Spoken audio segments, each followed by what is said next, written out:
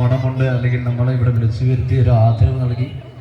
സത്യം പറഞ്ഞാൽ നമുക്കറിയാം, പ്രബുദ്ധ കേരളമൊക്കെ നമ്മൾ പറയും. പക്ഷെ ഈ നാട്ടിൽ ഒരുപാട് വേർതിരിവുകളും ഒക്കെ ഒരു കാലഘട്ടത്തിലാണ് നമ്മൾ ജീവിക്കുന്നത്. സത്യവും ധർമ്മവും നീതിയും എല്ലാം തന്നെ ഇല്ലാതാകുന്ന ഒരു കാലഘട്ടം നമ്മൾ നിൽക്കുമ്പോൾ ഇതെല്ലാം മുറുകെ പിടിക്കണമെങ്കിൽ, അതെല്ലാം ഇനി ഈ നന്മയും സ്നേഹവും ഒക്കെ പുനർജനിക്കണമെങ്കിൽ ഇത്തരത്തിലുള്ള ദർശന പോലുള്ള കലാ പ്രസ്ഥാനങ്ങള്, കലാവേദികള് ഈ സമൂഹത്തിൽ അവരുടെ ആ ഒരു പ്രാതിനിധ്യം തെളിച്ചെങ്കിൽ മാത്രമേ നമുക്കൊരു പുതിയ തലമുറ സൃഷ്ടിക്കാൻ നമുക്ക് സാധിക്കൂ.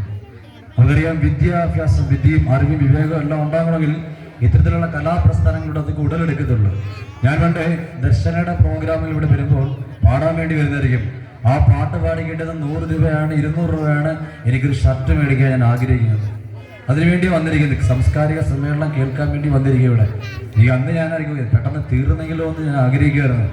പക്ഷെ ആ സാംസ്കാരിക സമ്മേളനം വന്ന് കേട്ടു. ഒരുപാട് അറിവുകൾ തന്നെ, ഒരുപാട് പ്രഗത്ഭരായ കലാകാരന്മാരും, ഒരുപാട് സംസാരിക്കാൻ അറിയാൻ, നമുക്ക് നാടിന് വേണ്ടി ഒരുപാട് നന്മ ചെയ്യുന്ന രാഷ്ട്രീയ പ്രവർത്തകരുടെയൊക്കെ വാക്കുകളിലൂടെയാണ് എന്നെ പോലുള്ള കലാകാരൻ ഈ സമൂഹത്തിൽ വരാൻ കഴിഞ്ഞത്. ദർശനയ്ക്ക് ഒരുപാട് പങ്കുണ്ട്. വളരെയേറെ സന്തോഷം ഈ ഒരു ചടങ്ങിൽ ഞാൻ